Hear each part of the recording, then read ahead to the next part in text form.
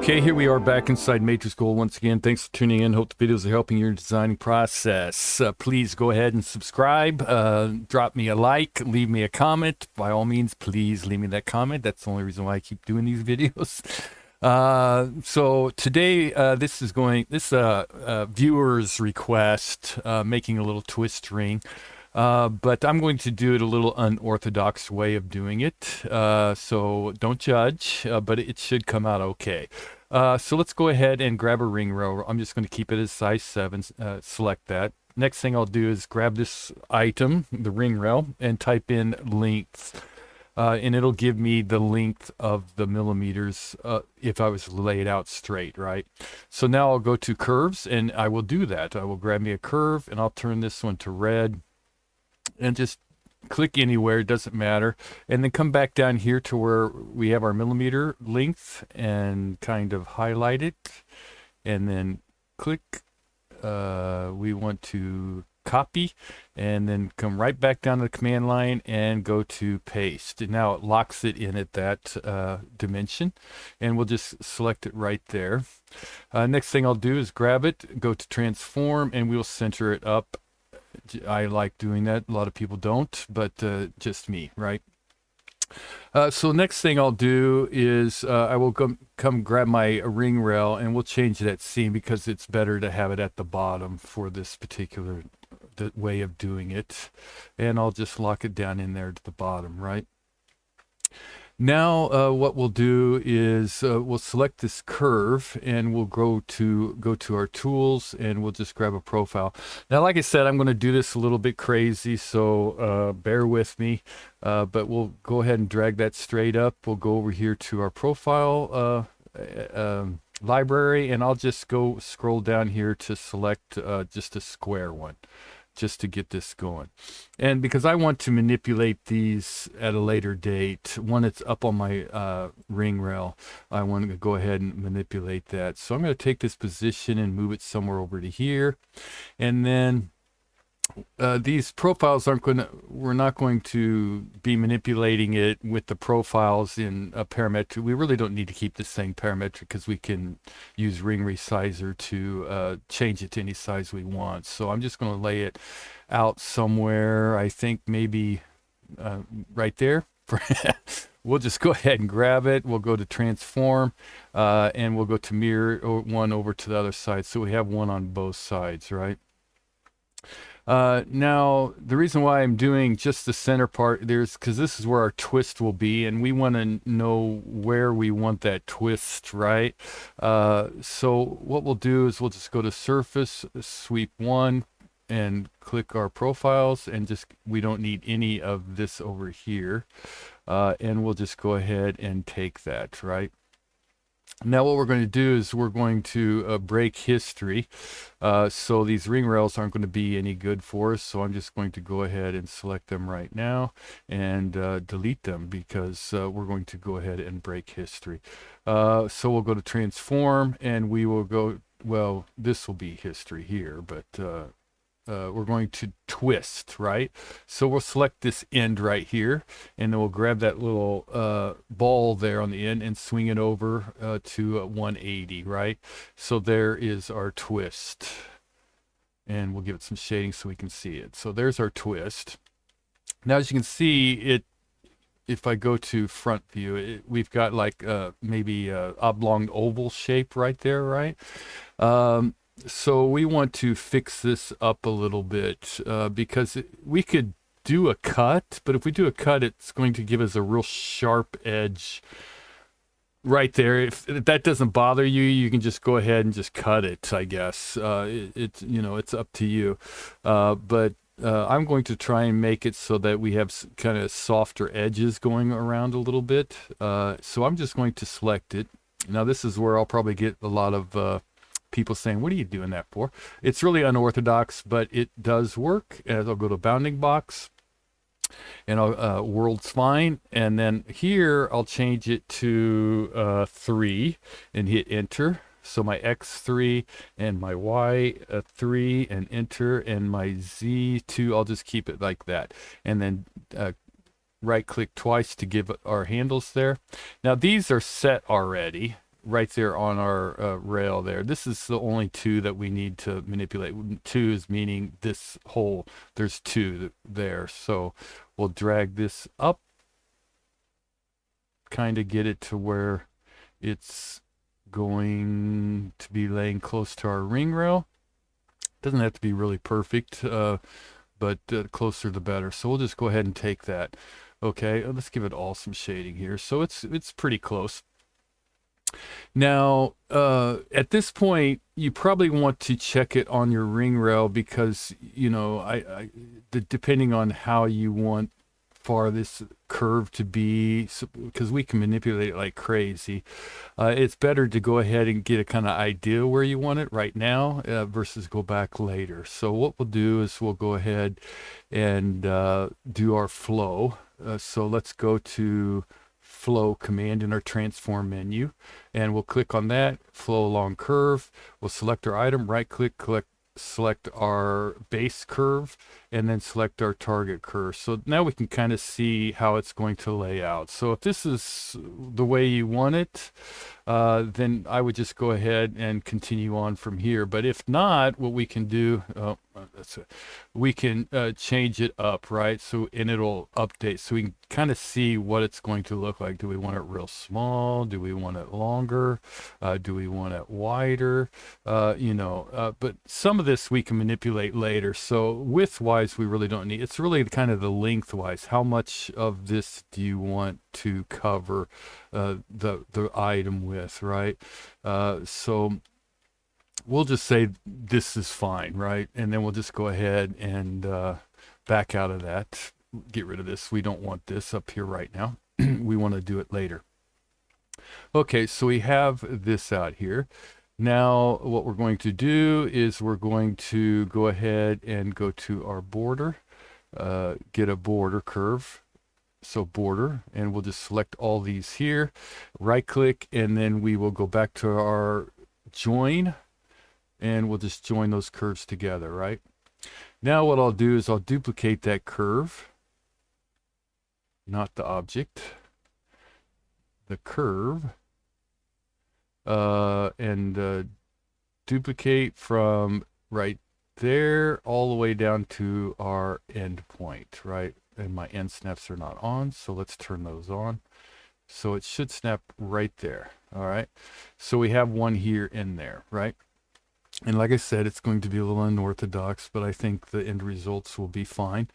So now what we'll do is we'll just go ahead and do a surface, and we'll do a sweep one from here to here to here, and right click. And again, we don't want any of this, so click on that, right? Okay, we can see we have a seam here. This big thick line means there's a seam, and that should be the only one that we have. So what we want to do now at this point is we're going to go ahead, select this, hold down shift, select that, and we are going to nuke everything, right? So that we have it all in pieces. Now this is again going to be a little unorthodox, but we'll go to our surface menu all the way down here at the end to edit, and we will do a merge this surface here with this surface. So now it's one surface, which will hopefully match up to this surface here as soon as we get going on it, right? We have this one, this one, this one. Okay, so let's go ahead and select these four. Let's go ahead and hide red for right now. Select all that, and we'll go to transform, and we'll mirror it over to our other side. That's why I always center that line. And this should be all, okay, it's all grouped together. So let's ungroup it. So now they're all individual as well. So the first thing we want to do is, if we do it, we might get a little seam out here right there where they kind of join together. So let's go ahead and kind of take care of that. So maybe it's a little smoother. Let's go back down to our tool edit. Let's go down to match, right? So let's select this curve here and this curve here, and we want tangency, we don't need to refine, and then go ahead and hit enter, right? So we have this two surfaces. I'm going to go ahead and match this surface here, or with edges, right? And we'll take that one. Go ahead and do the same thing. Oh, this piece here is two pieces. That kind of, okay, so I had tangents. See, so let's go back. Let's abort that here. Let's get this taken care of here. Okay, so let's go to this. Well, first let's take care. We don't even really need to do this one right just yet. Let's get it taken care of over here. Just one of them. So let's go to. Well, let's match it because that'll help. So let's grab that yellow, turn it to gray, and hide it. And let's go to, because we're breaking history as we do this. Match here, here. And it pulls away right here. Let's just do position. Yeah, there we go. All right, so let's take that and let's match this one.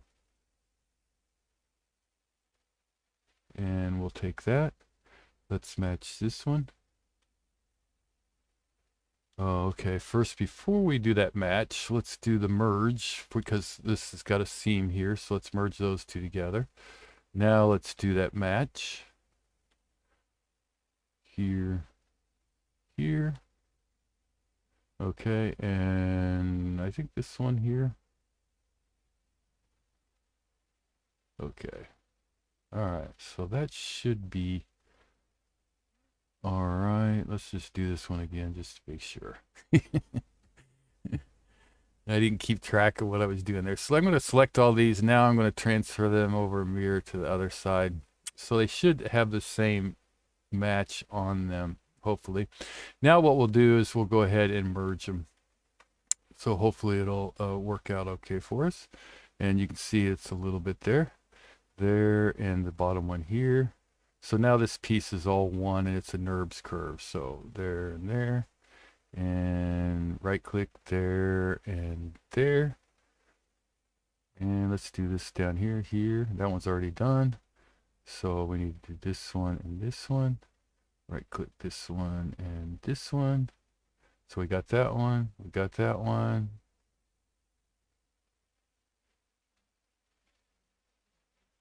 Oh, okay, what's that? This one is not done. Okay. There we go. And there we go. Okay. So it should all be merged together. Hopefully. Yeah. All right, so now we have our item out there, right? And it looks like it's all together. So if we take it and we just go to a cap, we got an extra surface there, it looks like. So let's back out of that. Undo. Oh, okay, those didn't. So take this. Yeah, we got that ready. So let's take this and let's join these together. Yeah. And hide and bring back. Okay, so it's all together now. So now if we take it and we go to cap, we should have a solid closed person. I'm going to undo that for right now. There we go. Okay. So now my ring rail, where'd my ring rail go? Let's see, ring rail. Let's show that puppy. Okay. All right, so we have it out there and we need to bring back that red curve because that's what we're going to lay it out on, right? And now we'll go to transform. We'll go to scroll down here in our transform to flow along curve, and we will select our item, right click, and then go in here and grab that red curve. And then we go to our target surface. And it's upside down. I thought I switched that. So let's back out of that. I thought I changed that up already. Maybe I did not.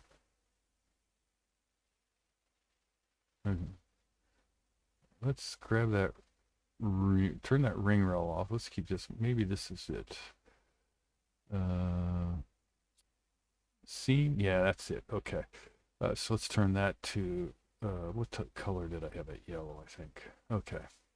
So now we'll go back to flow. Down here at the end, drop down menu, flow along curve here, right click, grab that red curve and our target. And there we go. It's up there, right? So this is what we've got. We got a little, it's not too bad.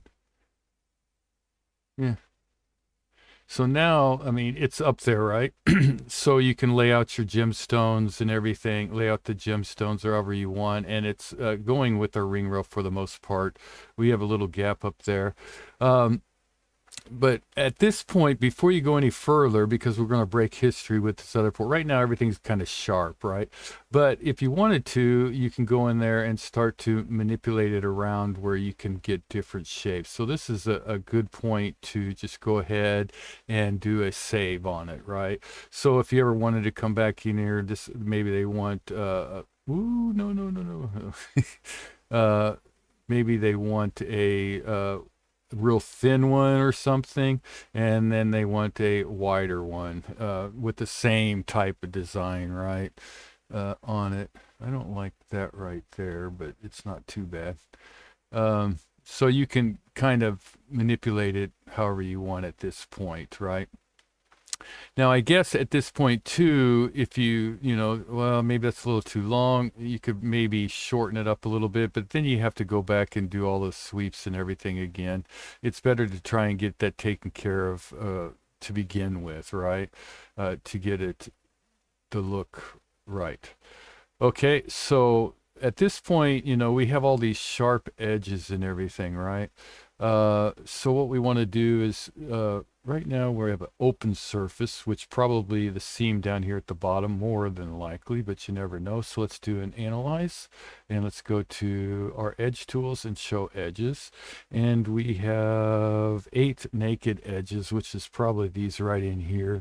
1, 2, 3, 4, double time equals 8. So let's go and grab our edge tools and go to join 2 naked edges. Grab that one again, and right click, grab this one, grab it again, right click, grab this one, grab it again, and right click, grab this one, grab it again. And it kind of give you a crazy look there, right? So what we're going to do is we're going to select it. We are going to nuke it, explode it, and then we're going to select everything and join it back together. And we should have a closed poly surface, which we do. Sometimes it puts the directions in the wrong, or the surface directions in the wrong, and you'll get that look. Just explode it, put it back together, and it should be fine. But I think that'll polish out no problem, right? Okay, so we've got this out here. Now we want to take care of those edges, and we've got a closed poly surface. So we can go to our solids menu. We can go down here to our fillet edges, select on that, and then go to blend edge. Let's cancel that. Objects to cap. I don't want to cap anything. I want to blend. So we'll go to blend edge and select edge. That should go and select that whole one. We want to select all of these edges, right? And now, depending on how much of a blend you want on it, make sure previews yes, and then you can right click on it, right? And give it a few seconds, and it'll kind of show you what it's looking like. So if you want those kind of blend edges, or you can come down here and select set all and type in, I don't know, 0.5, and then wait for that. So you can kind of change it up to get a different look, and then right click once you get it the way you want. And you can kind of see how it's going to lay out, depending on how sharp you want those edges. But now everything's all nice and smoothed out, right? And then from this point, all you have to do is extract your ISO curve and put gemstones in there if that's what you want to do, or however you want to lay it out from that point forward. And we still have a closed poly surface, so you're good to go. So hopefully that will help. And at this point, this is not any good for us anymore. It's not going to update, right? But if you wanted to make it wider from here, you could always go to your tools and go to the brand new bounding box, and it will tell you how wide it is, and that kind of thing. And you could go ahead just accept it and then kind of play around with it to get a different width depending on what you want, right? So hopefully that helps.